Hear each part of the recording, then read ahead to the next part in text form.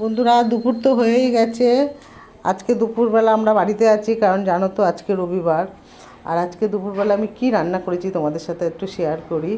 তোমাদের দাদা এখন গোপাল সেবা দেবে, মানে দিচ্ছে, আর আমি তার মধ্যে ওর খাবারটা রেডি করেছি। দেখো আজকে আমার দুপুরের খাবারে কি কি আছে।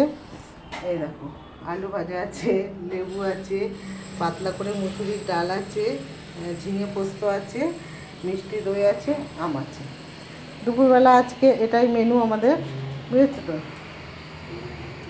এই যে গোপাল পুজো দিতে যাচ্ছে, আমি ওর খাবারটা তার মধ্যে রেডি করে ফেলেছি, তোমাদেরকে ভাবলাম একটু শেয়ার করে নিই।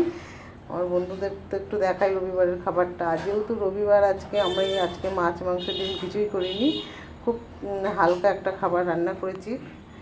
হ্যাঁ দেখো, এই ধরনের খাবার খেতে কে কে পছন্দ করো আমাকে কমেন্ট করে জানাও।